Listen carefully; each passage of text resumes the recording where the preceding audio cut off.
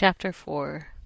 My dear Wormwood, the amateurish suggestions in your last letter warn me that it is high time for me to write to you fully on the painful subject of prayer.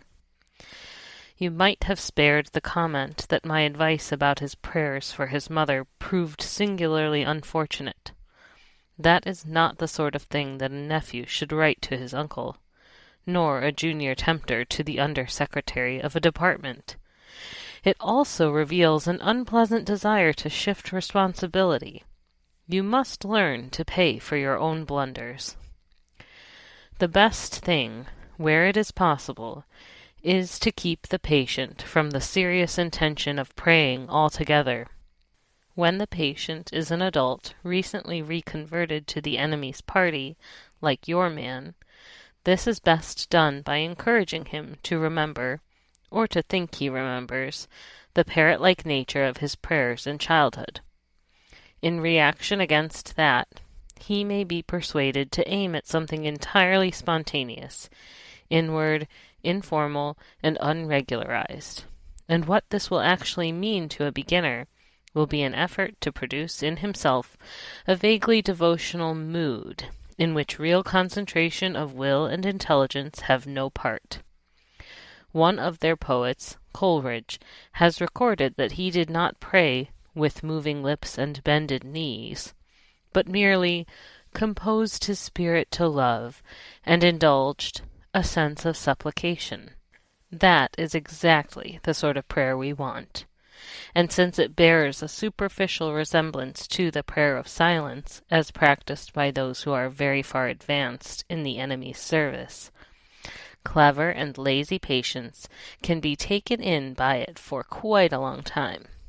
At the very least, they can be persuaded that the bodily position makes no difference to their prayers, for they constantly forget what you must always remember, that they are animals, and that whatever their bodies do affects their souls.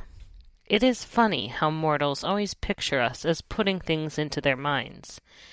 In reality, our best work is done by keeping things out. If this fails, you must fall back on a subtler misdirection of his intention. Whenever they are attending to the enemy himself, we are defeated, but there are ways of preventing them from doing so. The simplest is to turn their gaze away from him towards themselves. Keep them watching their own minds and trying to produce feelings there by the action of their own wills. When they meant to ask him for charity, let them, instead, start trying to manufacture charitable feelings for themselves and not notice that this is what they are doing.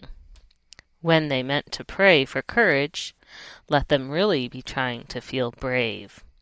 When they say they are praying for forgiveness, let them be trying to feel forgiven.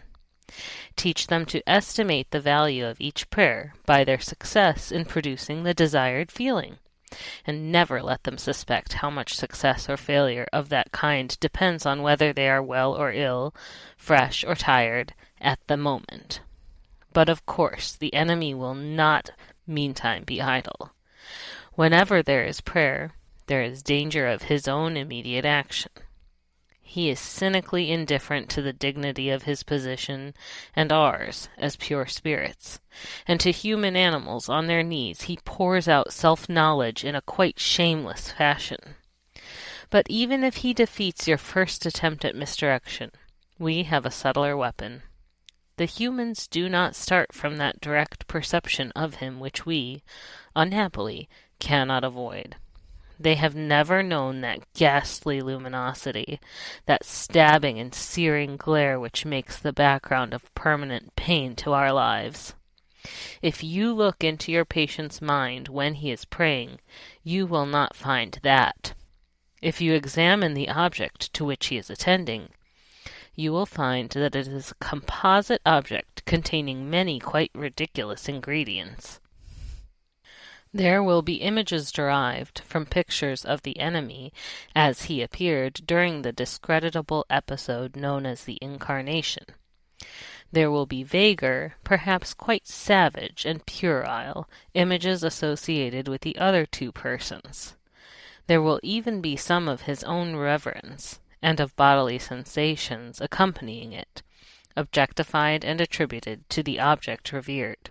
I have known cases where what the patient called his God was actually located up and to the left at the corner of the bedroom ceiling, or inside his own head, or in a crucifix on the wall.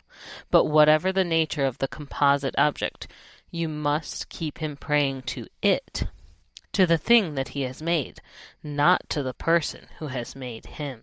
You may even encourage him to attach great importance to the correction and improvement of his composite object, and to keeping it steadily before his imagination during the whole prayer.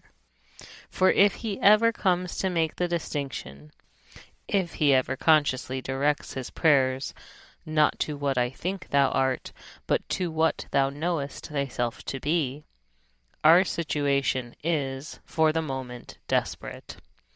Once all his thoughts and images have been flung aside, or, if retained with a full recognition of their merely subjective nature, and the man trusts himself to the completely real, external, invisible presence, there with him in the room and never knowable by him as he is known by it, why then it is that the incalculable may occur. In avoiding this situation, this real nakedness of the soul in prayer, you will be helped by the fact that the humans themselves do not desire it as much as they suppose. There is such a thing as getting more than they bargained for. Your affectionate uncle, Screwtape.